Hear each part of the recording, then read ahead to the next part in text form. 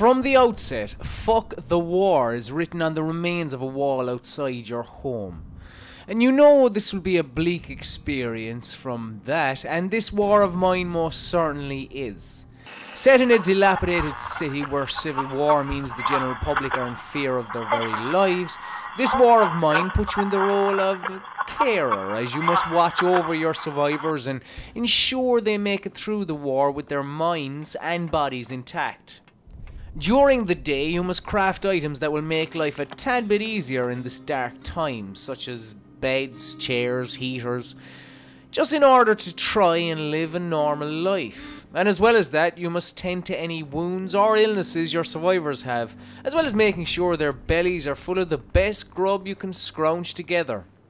3 survivors inhabit this house at the beginning, and during the day you can put any one of them to work simply by clicking on their person and then clicking again on any of the on-screen prompts. You can craft, eat, cook, or rummage around for little scraps within your own home. Once night falls, though, the game really shows the risks that you must take in order to survive this war. In order to obtain more resources, so you can live longer, you must go scavenging at night. You can put one of your people to bed, one on guard duty, and the other can go off hunting in the war-torn locale. As you progress, more areas will open up to you and there will be a risk or reward type breakdown. For instance, the shell school may have lots of weapons and a decent few meds for you to loot, but caution is also advised as there may be armed civilians there.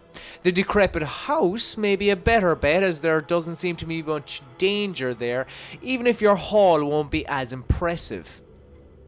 This war of mine is trying really hard to show the effects war has on those who don't shout hoorah and jump into battle, and it was in the scavenging sections where I witnessed how dark this game really gets. Approaching what appeared to be an abandoned house, I could see faint red circles, which denotes sound, meaning someone or something was in there. Shining my torch in the front door to make sure things were okay, an elderly man came to the door.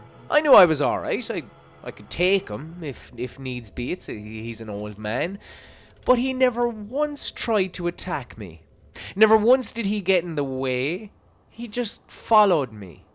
As I went around his home, lifting anything that looked useful and would fit into my backpack, he just kept following me, pleading with me to not kill him or his wife who was sitting in their front room. No one died that night. But upon returning to my group, the character who went scavenging felt shame for what he had done, but he knew he had to do it. And that's the message of this war of mine. Do whatever you can to survive, but don't be brave. Because bravery is seen as stupidity. Because another night I went to the supermarket and everything was fine. I was gathering all manner of things that I was hoping to use to upgrade my workshop at home, when I heard a man speaking very aggressively to a woman. When I entered the area where they had been speaking, both had gone, but there was a door to my right where I guessed they would be. I thought about leaving for a second, but after my encounter with the elderly couple, I felt I had to do something worthwhile and save this woman from this seemingly horrible individual. So armed with a knife, I opened the door where I thought they would be, and I was shot on sight.